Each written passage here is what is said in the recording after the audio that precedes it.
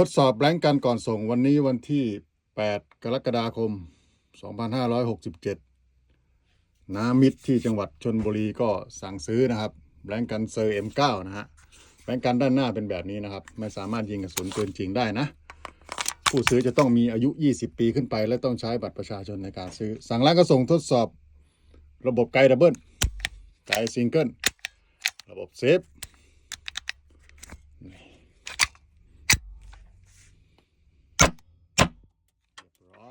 นัดสุดท้ายสไลด์ค้างพื้นทำงานปกติ